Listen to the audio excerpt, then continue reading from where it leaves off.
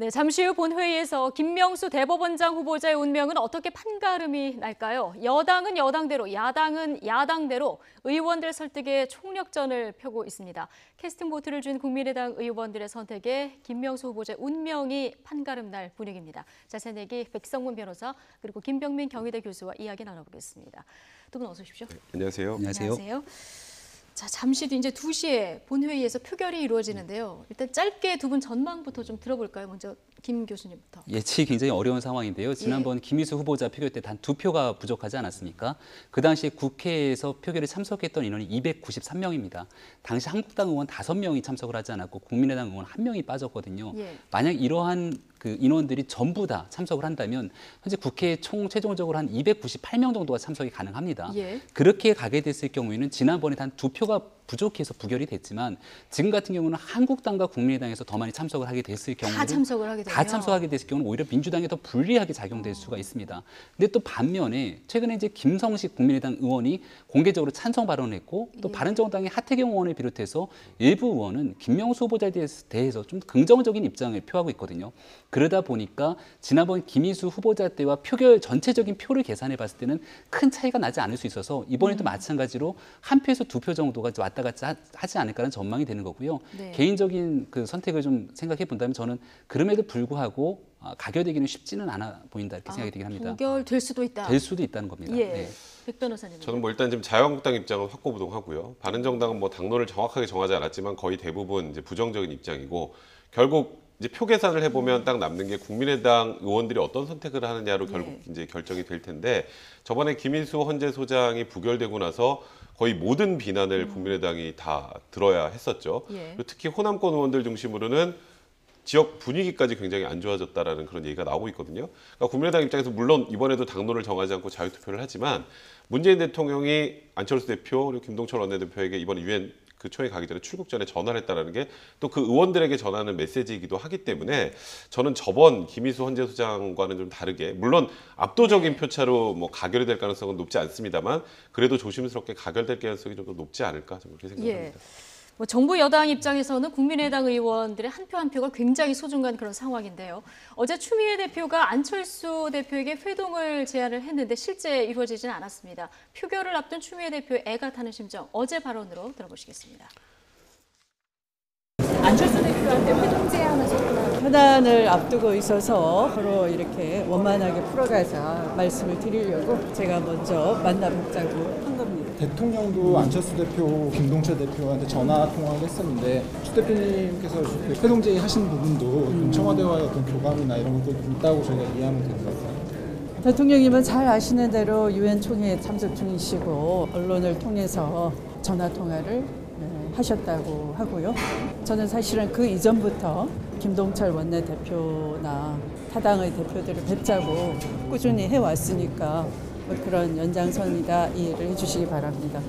네, 추미애 대표 목소리 톤도 그렇고 발언 내용도 보면은 이전의 추 대표의 어떤 발언들과 비교하면 조금 많이 몸을 낮추고 있는 그런 모습인 것 같긴 해요. 그러니까 전반적으로 국민의당을 향한 구애라고 볼 수 있는 거죠. 안철수 대표와 회동까지 추진하려고 했던 것 아니겠습니까? 물론 안철수 대표가 당시 이제 당의 행사 때문에 결국 참석하지 못했던 부분이지만 추미애 대표가 김희수 후보자 부결 이후로 국민의당을 향해서 굉장히 날선 발언했던 거를 비교해 보면은 이번 김명수 후보자 인준에 얼마나 사활을 걸고 있는지를 좀 볼 수 있는 것 같고요. 결국은 이러한 그 추미애 대표뿐만이 아니라 지금 현재 있는 그 더불어민주당 그리고 문재인 대통령 청와대가 가지고 있는 이러한 노력들이 과연 국민의당 의원들이 어떻게 화답할지 조금 뒤면 상황을 확인할 수 있을 것 같습니다. 지금 표결 앞두고 국민의당 의원들 상대로 뭐 전수조사한 결과들이 언론사별로 조금씩 나오고 있는데 지금 뭐 유보가 굉장히 많은 상황이고요. 저희 취재기자도 국민의당 취재기자도 계속 의원들 1대1로 물어보는데 모르겠다, 답을 안 하는 의원들이 굉장히 많다는 거죠. 그러니까 지금 일단 그 32명 의원들에게 이제 전화로 문의를 해서 확인을 한 건데 일단 찬성이 11명, 근데 확실하게 반대를 한다는 사람이 1명, 그리고 무응답이 20명입니다. 20명 중에 10명은 결정을 했는데 말할 수 없다. 그리고 10명은 아직 결정을 못했다라는 겁니다. 저는 그 아직 결정을 못했다라는 의원들에 좀 주목을 해야 될 것 같다는 생각이 드는데 그분들은 정말 아직 가부 결정이 안 됐다면 지금 현재 이제 이렇게 여당에서 보내는 어찌 보면 협치를 하자는 메시지, 그리고 대통령으로부터 직접 전화 통화 이런 것들이 마음을 움직이는데 어느 정도 작용을 할 가능성이 높다라는 생각이 들고요. 그래서 이 나머지 지금 뭔가 아직도 고민하고 있는 10명 중에 긍정적으로 돌아설 가능성이 높은 사람이 더 많이 나오지 않을까.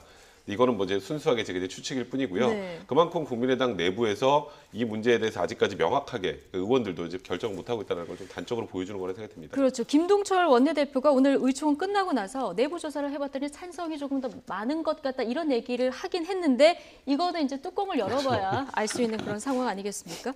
뭐 안철수 대표조차 당내 어떻게 될 것 같냐 이렇게 네. 물어보는 그런 상황이라고 네. 해요. 안철수 대표는 현역 의원이 아니기 때문에 예. 본인이 국회에 직접 들어가서 현장의 상황을 명확하게 알기 좀 어려움이 있겠죠. 예. 그만큼 안철수 대표가 사실 통제하기 어려운 국민의당 의원들의 표결의 표심의 향방을 좀 우리가 가늠해봐야 되지 않나 생각이 되고요. 안철수 대표 본인 같은 경우는 주변의 측근들의 그 전언에 따르면은 일단은 부결에 더 뜻이 강하게 가 있는 것 아니냐라고 얘기가 나오고 있는 예. 겁니다. 근데 이제 앞서 지금 전수조사에 대해서 전화통화 조사 얘기가 나왔는데 국민의당의 일부 의원들은 만약에 부결될 경우 지난번처럼 문자 폭탄이 오거나 특히 호남의 지역구를 두고 있는 의원들 같은 경우에는 이 모든 책임에 대한 비난을 당할 수밖에 없다는 걱정을 좀 하고 있는 것 예. 같아요. 그래서 일부러 나는 찬성이라고 커밍아웃을 하는 의원들도 있다는 것 아니겠습니까? 미리요. 예, 그런 관점들을 좀 혹시나 혹시나 부결되면 후폭풍 때문에 미리 그렇죠. 커밍아웃을 하는 거죠. 그러니까 왜냐하면 이건 무기명 비밀 투표기 때문에 안에 들어가서 누가 찬성했고 반대했는지 알 수가 없는 거고요. 지난번에도 김희수 후보자 부결 이후에 국민의당과 민주당은 서로 당신네 당에서 부결한 것 아니냐라고 얘기가 오갔지만 예. 그렇기 때문에 미리 이 상황에 대한 후폭풍을 방지하기 위해서 나름대로 커밍아웃을 했다는 얘기도 나옵니다. 그런 걸 되짚어보게 됐을 경우에는 여기에 답을 하지 않거나 무응답으로 일관하고 있는 의원들 같은 경우에는 일부 생각에 대한 고심이 깊지 않을까 이렇게 볼 수도 있는 예. 거죠. 안철수 대표 나는 표결권이 없다. 자, 이렇게 얘기하면서 어제도 국민의당 의원 소신에 맡기겠다 이렇게 얘기를 했는데 오늘 의총에서는 발언에 좀 변화가 있었을까요? 어제 발언에 이어서 계속 들어보시죠. 국민의당 40명 의원 한 분 한 분이 자신의 양심과 소신에 따라서 표결에 임할 것입니다. 개인적인 그런 어떻게 생각하는지 입장 밝히시기 어렵다는. 저는 표결권이 없습니다. 사사로운 이해관계를 떠나 오로지 독립적인 사법부를 수호할 수 있는 인물인지라는 단 한 가지 높은 기준을 적용해서 판단해 주시기를 바랄 뿐입니다. 혹시나 뭔가 오늘 뭐 당론으로 정하거나 아니면 개인 의견을 좀 밝히지 않을까 이런 기대도 해봤었는데 역시나 이제 원론적인 얘기만 나온 상황인데 지금 단 하나의 높은 기준 적용해서 판단을 바랄 뿐이다 이런 얘기를 했거든요. 근데 그 앞에 좀 의미심장한 게 예. 독립적인 사법부 수호할 수 있는 인물이냐는 단 하나의 높은 기준. 그러니까 정권 친화적인 판결을 하거나 네. 아니면 헌법재판소 재판관 추천에 대법원장의 추천권이 3명이 있단 말이에요. 그런 경우에 그럼 대통령이 임명하는 셋, 여기 또 대법원장이 추천하는 셋 하면 얼추 웬만한 위원 합헌 여부가 다 결정될 수 있는 수준이 되지 예. 않습니까? 그런 취지로 정부의 좀 편향적인 인사라면 대법원장이 되면 안 된다는 취지로 읽혀요. 저는 개인적으로. 아, 네, 그래서 안철수 대표의 이 대표의 워딩상으로 워딩은, 이건 예. 순수하게 제 개인적인 생각입니다. 네. 혹시 안철수 대표가 생각이 다르시면 예. 그거는 뭐 말씀을 해주시면 좋을 것 같은데 그래서 일단 이게 당론으로 채택이 안 되는 이유 중에 하나가 저는 안철수 대표 측과 그리고 또 이제 호남권 의원 측의 생각이 좀 달라서 그런 게 아닌가라는 생각이 들어요. 물론 이상적으로 생각을 하면 국회의원은 개개인 한 명이다 헌법기관이니까 본인의 의사를 가지고 아 이분이 사법부에 수장이 되면 되겠다 안 되겠다를 판단해서 투표하는 게 맞지만 항상 저번에 김일수 헌재소장 때도 그렇고 이번에도 뭐 결론이 만에 하나 부결로 나오면 누가 어떻게 투표를 했는지 모르지만 또 국민의당 책임이네 하고 또 이제 문제가 된단 말이에요. 그래서 정동영 의원이 이런 얘기했습니다. 권고당론이라도 좀 하는 게 어떻겠느냐. 네. 나중에 혹시라도 생기는 책임론을 피하기 위해서. 그런데 그런 게 정해지지 않고 이번에도 역시 그냥 자유투표로 가는 건 어쨌건 이 내부에서 뭐 국민의당 내부의 큰 줄기 양 줄기가 의견이 좀 달라서 그런 네. 것 아니겠느냐. 그래서 당론으로 채택하는 것 자체가 어려워서 그런 것도 아니겠느냐. 뭐 이런 생각이 좀 듭니다. 예, 지금 말씀하신 그 부분을 저희가 이제 녹취로 좀 준비를 했는데요. 이 대법원장 후보자 인준 표결을 이렇게 개별 의원들의 소신 투표를 하는 것이 맞느냐, 아니면 중요한 결정인데 당론으로 정해야 하는 것 아니냐. 당내에서도 지금 각기 다른 목소리가 나오고 있습니다. 직접 들어보시겠습니다. 당론을 정하지 않는다니까요. 분명히 말했죠. 이 사안은 당론으로 강제할 사안이 아니라니까요. 다른 당들이 잘못하고 있는 거예요. 우리는 리딩 파티, 선도 정당으로서 명확한 입장을 먼저 정리해서 발표함으로써 우리가 전국을 이끄는 모습을 지난 20대 개원 초에 해왔습니다. 그러나 최근에는 우리가 항상 결정이 늦고 뒤로 따라가기 때문에 늘 이중대당이라는 멍해를 벗지 못하고 있습니다. 아마 20대 국회의 최대의 결정 중에 하나가 될 것입니다. 대법원장 인준 여부는 이러한 중대 투표에 있어서 책임 있는 정당이 어떤 방향을 갖지 않는다는 것, 그것은 책임 정치의 주체로서 저는 문제가 있다고 생각합니다. 네, 김동철 원내대표 같은 경우는 국회법을 들어서 의원 개개인 소신 따라서 투표하는 것이 맞다 이런 입장이고요. 네.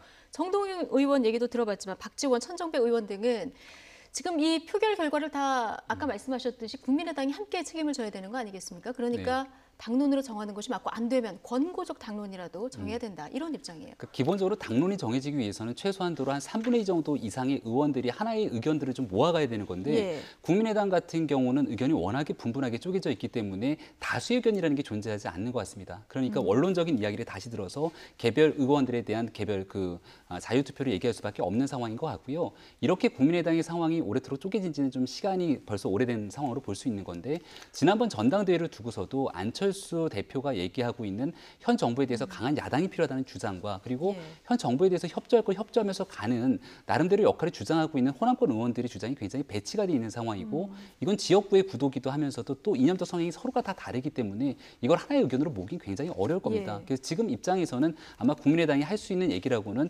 이거는 의원 개개인 각자가 헌법기관이기 때문에 자유투표에 맡길 수밖에 없다라는 얘기를 할 수밖에 없는 거죠. 그렇죠. 자, 지금 어쨌든 간에 국민의당 의원들의 몸값이 굉장히 올라 있는 것만은 사실인데요. 문재인 대통령 사실 유엔 총회 가기 전에 호소문도 발표를 했지만 개별적으로 안철수 대표하고 김동철 원내대표에게 전화를 걸어서 협조를 요청했다. 이게 이제 어제 전해졌어요. 이게 표심에 좀 영향을 미칠까? 그러니까 저는 어느 정도 영향을 미칠 거라고 생각을 해요. 그리고 이제 일단 안철수 대표나 김동철 원내대표 입장에서도 대통령의 전화를 받고 이렇게 협치를 주문했음에도 불구하고 부결이 되면 정치적 후폭풍이 또 클 거라는 사실 분명히 인지할 수 있을 거고요. 그리고 이게 대법원장이 만약에 이번에 부결이 되면 이제 건국 이래 처음입니다. 대법원장 공백 사태가 그건 도래할 수밖에 없어요. 현실적으로.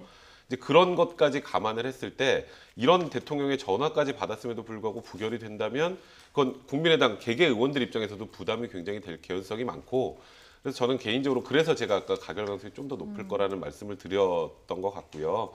그러니까 저는 이번 부분은 그렇습니다. 이거는 뭐 당리 당략의 문제를 떠나서 이제 정말 현실적으로 민주당이 뭐 일단 여소야대 국면이기 때문에 협치를 통해서밖에 해결할 수 없다는 걸 저번부터 지금까지 단적으로 보여주고 있는데 하나 아쉬운 것. 문재인 대통령이 물론 국민의당이 결정권을 사실상 갖고 있는 거나 마찬가지이니 이제 국민의당 쪽에만 전화를 하셨는데 이왕이면 홍준표 대표에게도 전화를 하고 제1야당에도 좀 전화를 그리고 하고 또 주호영 지금 대표 권한대행에도 좀 전화를 해서 이 부분에 대한 얘기가 물론 들어주지 않을 거라고 하더라도 그렇게 하는 게 좀 더 모양새가 좋지 않았을까라는 개인적인 아쉬움이 있습니다. 예, 어쨌든 문재인 대통령도 전화를 하고 여당 대표는 또 국민의당 대표에게 회동을 요청하고 이렇게 적극적으로 구애를 펴고 있는 청와대와 여당에 대해서 국민의당은 어떻게 반응을 했을까요? 이용우 의원 목소리로 들어보시죠. 어제 오늘 우리 정치가 활성화되고 있습니다. 문재인 대통령은 출국 전 우리 당의 안철수 대표와 김동철 원내대표에게 전화를 걸어서 협조 요청을 하고 추미애 대표는 우리 당대표에게 만나자고 제안을 했다고 합니다. 평소에 좀 그렇게 하시지 하는 아쉬운 생각이 들었습니다. 다른 한편으로는 이런 사실들을 굳이 공개할 필요가 있었는지 개운치 않습니다. 통과되면 자신들 노력 덕분이고 부결되면 그렇게 노력했는데도 불구하고 국민의당 때문이라는 명분을 쌓기 위한 것은 아닌지 하는 생각 때문입니다. 네, 평소에도 좀 그렇게 하시지. 그리고 굳이 대통령이 전화한 거를 그렇게 공개적으로 알릴 필요가 있느냐 이 얘기를 지금 하고 있는데요. 국민의당이 부담을 준 것이 아니냐라는 건데요. 사실상 여기 한 단계 더 나아가서 만약 대통령이 이제 국회의 표결을 만약 존중한다라고 얘기까지 더해줬으면 얼마나 좋았을까라는 생각이 드는 겁니다. 지난번에 김희수 후보자가 국회에서 단 2표 차로 부결이 되고 난 뒤에 청와대의 국민소통수석이 바로 나와서 사실 문제 제기를 했죠. 이 국회의 판단에 대해서는 이번 김명수 대법원장 후보자의 임명이 중요한 거는 삼권분립의 원칙을 명확하게 지켜나가는 거고 여기에 대해서 지난번 임종석 비서실장이 사법부의 삼권부 일입을 지켜나가기 위해 국회가 좀 존중해달라고 얘기했는데 그만큼 사법부의 독립처럼 입법부에 대한 존중도 중요한 겁니다. 그래서 만약에 김명수 후보자의 통과를 위해서 할 수 있는 모든 역할을 청와대도 정부 여당도 다 해야 되는 건데 그럼에도 불구하고 만약 부결이 된다면 이 또한 존중해야 되는 게 사실 국회 존중의 원칙인 거거든요. 네. 근데 여기에 대해서 만약에 부결이 되는 상황이 오게 됐을 경우는 많은 지지자들을 비롯해서 또 국민의당에게 맹 비난이 쏟아지는 것이 아닌가라고 하는 우려를 가질 수 있기 때문에 이런 우려를 좀 덜어주지 못한 점에 대해서는 국민의당도 내심 아쉬워하지 않을까 생각이 됩니다. 네, 여당이 이렇게 총력전을 펼수록 국민의당은 굉장히 압박을 받을 수밖에 없는 상황인데 어제 전병헌 정무수석을 비롯해서 이 정무수석실 청와대 관계자들이 국회에서 뭐 하루 종일 계속 국회에서 눈에 띄었다. 이런 얘기가 있더라고요. 사실 이번에 이 김명수 대법원장 후보자에 대한 인준 표결 관련해서 제가 생각하기에 이번 정부가 들어와서 가장 중요한 날이라고 생각이 들어요. 여기까지 만약에 부결이 되면 상징적으로 생각을 할 때 이제 나중에 정기국회에서 개혁입법 법안이라는 것들 많이 있지 않습니까? 그 하나라도 통과되겠어요?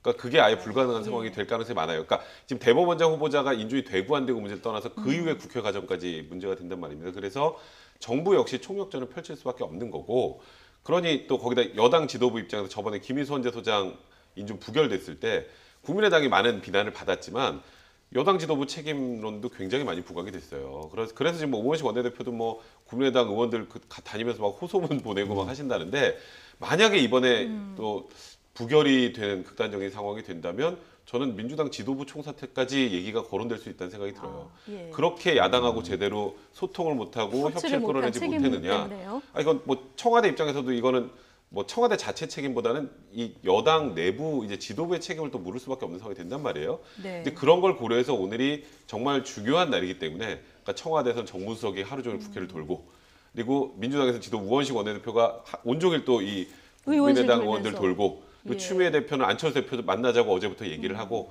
그러니까 오늘이 민주당에도 그렇고 청와대에도 그렇고 굉장히 중요한 날이라는 것을 양쪽 다 알고 있기 때문에 그런 것 같습니다. 예, 우원식 원내대표 오늘 회의 전에는 정말 기도하는 심정이다 이런 얘기도 했다는데 아까 저희 취재기자 얘기로는 우연인지 모르겠지만 대통령도 뉴욕에서 지금 녹색 넥타이를 맸고요. 국민의당 색깔이죠. 우원식 원내대표도 오늘 그 연두색 계열의 넥타이를 맸다는 거예요. 네, 나름대로 좀 그 존중해달라고 하는 상징을 보여줬다 이렇게 볼 수도 있는 것 같은데요.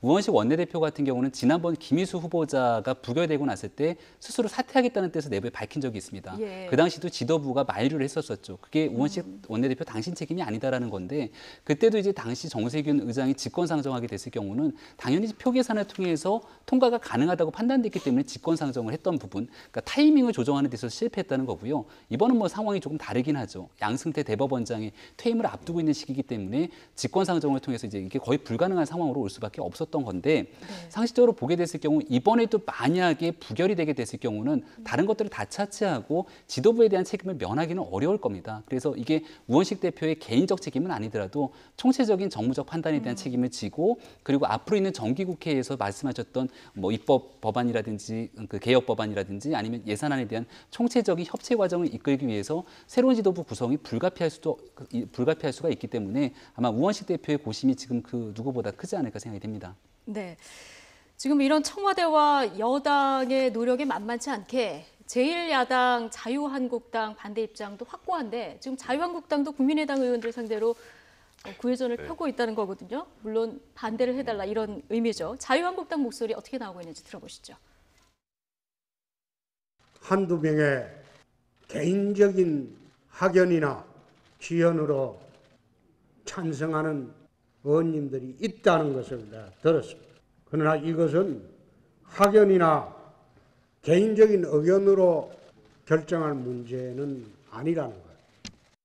본인의 상 빼고서는 전원이 참석해서 부결시켜 주실 것을 간곡히 호소를 드립니다. 다른 당 의원들께도 우리가 상임위를 통해서 또 친소관계를 통해서 여러분들이 설득해 주실 것을 간곡히 호소를 드리면서 네, 그러니까 학연 지연으로 찬성하는 의원들이 있다. 이것 때문에 이탈하는 표를 막는 게 이제 최대 자유한국당 입장에서는 관건이라는 그런 입장인 거예요. 그렇죠. 국민의당만 이탈하는 게 아니라 자유한국당도 이탈할 수 있다는 얘기가 나오는 건데요. 첫 번째는 지역적인 특성을 들 수 있는 겁니다. 부산고를 졸업한 김명수 후보자와 함께 동문인 사람들이 또 존재하는 건데 자유한국당 의원들도 일부 있습니다. 그럼 이게 고등학교 인맥이라는 게 지역에서 뿌리를 내리고 있는 굉장히 좀 무시무시한 인맥이기 때문에 이걸 동원하는 데 흔들릴 수 있는 거고 또 자유한국당 같은 같은 경우는 다른 정당과 달리 법조계 인맥이 투철한 정당 아니겠습니까? 그래서 학연, 지연 그리고 법조 인맥을 동원해서 김명수 후보자에 대해서 전체적인 이 사법부의 개혁에 대해서는 약간 동의하진 않지만 김명수 후보자 사람 자체는 괜찮기 때문에 안에 들어가서 이게 찬성 표결을 하는지 아닌지는 아무도 알 수 없는 상황이라 마지막까지 자유한국당도 표단속을 하고 있는 상황인 것 같습니다. 자유한국당은 뭐 이미 당론으로 네. 반대 입장을 밝혔고 지금 정우택 원내대표 얘기 들어보셨습니다만 본인 상 말고는 다 참석해라는 거 그러니까 아니에요? 죽지 않으면 다 나오라는 거잖아요. 예. 그러니까 좀 극단적인 표현을 쓰신 건데 그 정도로 일단 자유한국당 입장에서는 김명수 후보자는 절대 안 된다는 입장을 고수를 하는 거죠. 그러니까 제가 아까 서두에 말씀드렸던 것처럼 대법원장 한 명이 모든 판사의 판결을 뭐 정부 친화적으로 바꿀 수는 없겠지만 네. 큰 그림으로 놓고 보면 헌법재판소 재판관 3명에 대한 추천권이 있다는 것 그리고 대통령 임명 추천하는 3명 대법원장 추천 3명을 합치면 6명이면 위원 의결 정도수가 된단 말이에요. 예. 그리고 탄핵도 되고요. 네. 모든 게 돼요. 이제 그러다 보니까 이건 사실상 사법부를 장악하는 거기 때문에 안 된다라는 논리로 자유한국당은 뭐 결사 반대를 외치고 있는데 지금 말씀하셨던 것처럼 자유한국당 의원들이 이제 진짜 율사 출신들이 굉장히 많거든요. 그러니까 법조계 인맥도 만만치가 않아요. 예. 이제 연결되는 게. 그러니까 자유한국당 내부에서 표단속을 하는 건 제일 중요한 게 일단 법조인들 그 율사 출신들의 인맥에다가 또 지역 그 부산과 학연과 관련된 부분 이 부분 때문에 지금 뭐 내 자유한국당 예. 입장에서도 뭐 그 부분에 대한 다툼이 가능할까라고 보고 있는데요. 사실 이 부분에 대해서는 자유한국당이 좀 더 제가 조금 전에 설명드렸던 김명수 후보자가 안 된다면 왜 안 되는지에 대한 이유를 국민들한테 좀 더 명확하게 설득을 시켰어야 되는데 그 부분이 저는 개인적으로 좀 부족했다는 생각이 들어서 좀 자유한국당이 반대를 하는데 과연 뭐로 반대를 하는 거지라고 인지를 하고 있는 그 질문을 국민들이 하려고 했거든요. 그렇게 왜 많으신지. 이렇게까지 반대를 하는 거. 그 지금 이유가 들어간 게 이념적 편향성, 네. 그러니까 동성애 부분 네. 이런 부분. 사실 그런 부분은 동성애에 찬성하는 측면이 있다고 해서 법원의 판단이 바뀌질 않습니다. 예. 그렇게. 그러니까 그 부분이 중요하니까 그거는 완전히 지원 말단적인 거고요.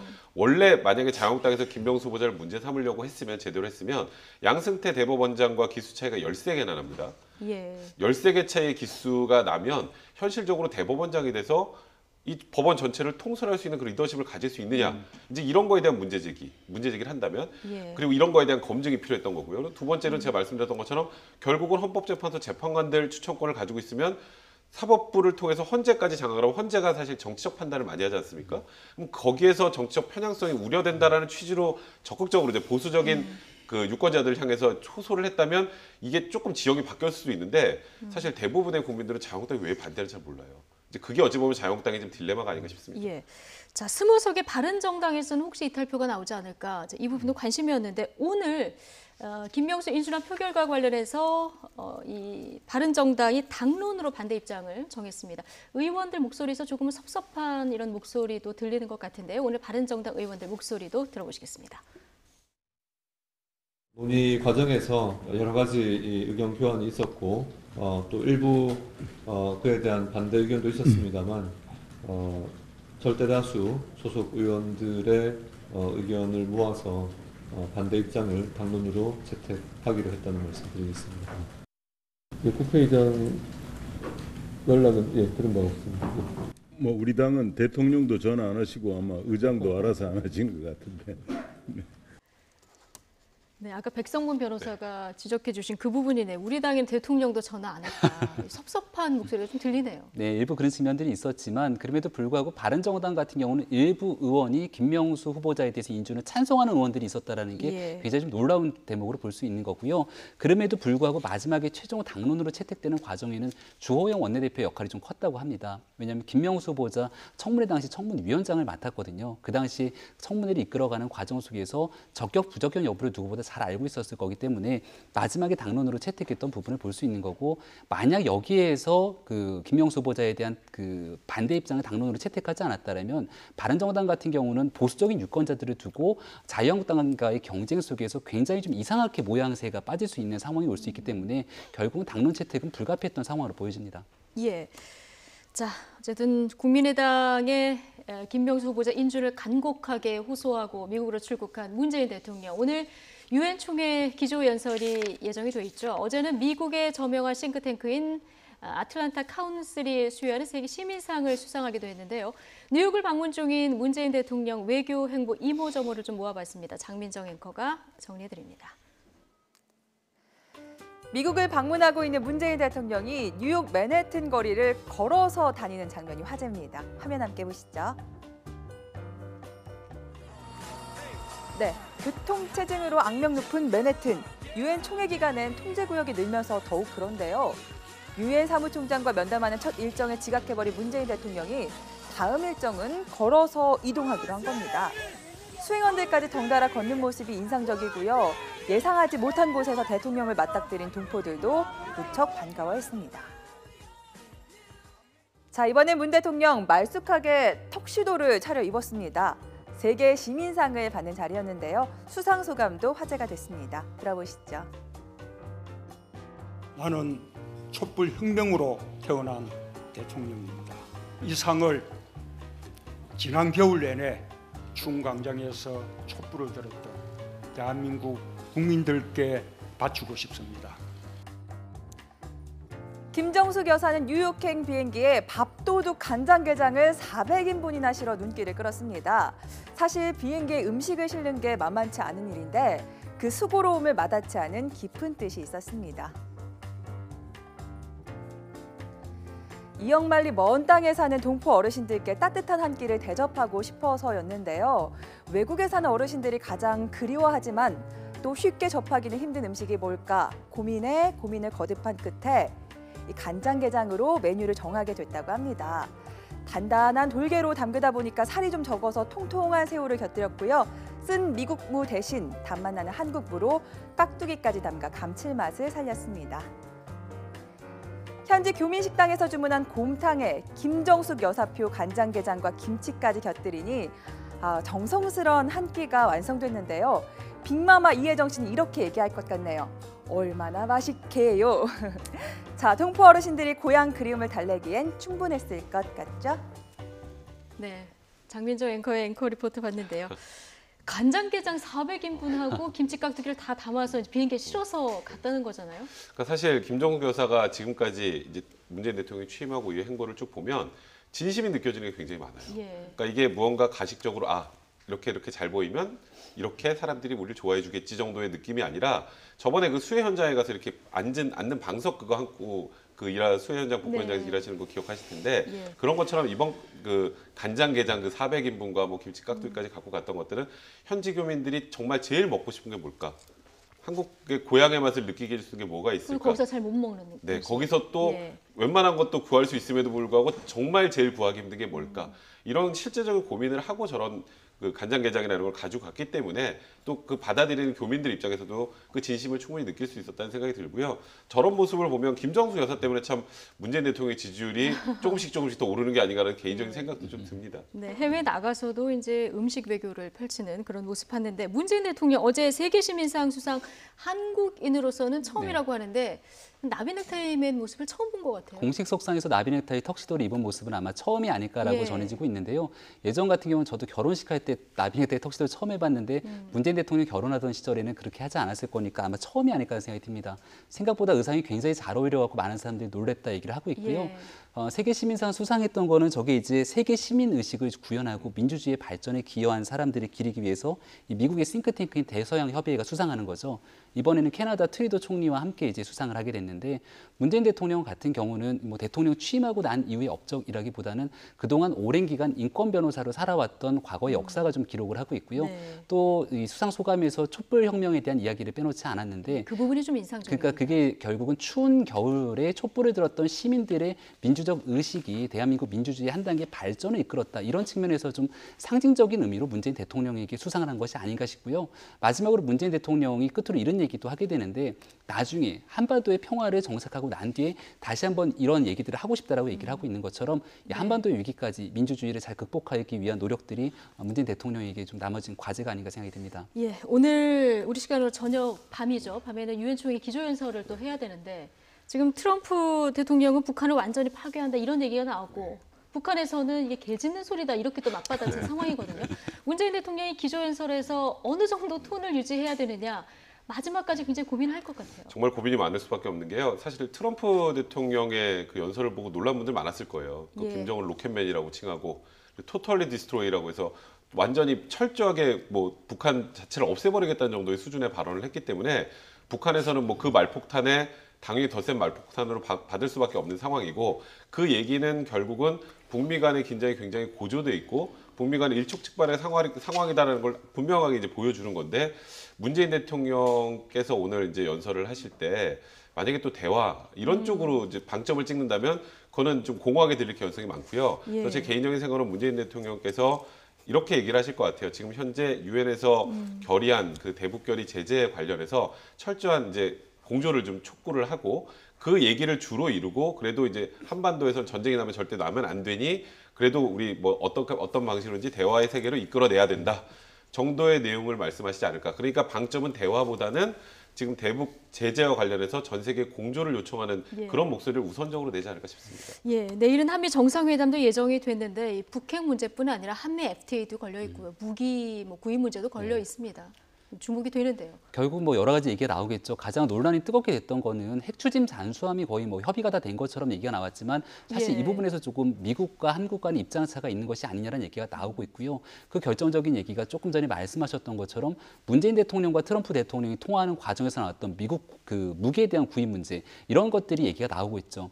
트럼프 대통령은 유엔 총회에서도 얘기했지만 모든 애들의 중심은 아메리칸 퍼스트 자국의 이익을 중시한다는 겁니다. 한반도의 평화도 중요하지만 거기에 대해서 미국의 이익을 중시하는 트럼프 대통령의 그러한 성향과 방향성은 전혀 흐트러트림이 없을 거거든요. 따라서 문재인 대통령도 여기에 대해서 특히 한미 FTA 같은 경우는 과거 이제 FTA를 맺고 나서 현재까지 있었던 결과들을 정확히 조사해 봤을 때 양 국가 간의 상호 호혜적인 발전들이 있었던 거지 특정 국가만의 이익이 아니라는 얘기를 지속적으로 잘 하고 계신 것 같습니다. 아마 이런 측면들에서 FTA 얘기 그리고 앞으로의 북핵 문제 대처에 대한 얘기 두 가지 정도가 아마 주축을 이루지 않을까 생각이 됩니다. 예, 오늘 밤 기조연설에서 어떤 톤 정도의 얘기가 나올지 또 한미 정상회담에서는 어떤 성과가 있을지 아마 소식이 전해지는 대로 아마 저희 내일 뉴스 시간에 전해드릴 수 있을 것 같은데 좀 주목되는 그런 상황입니다.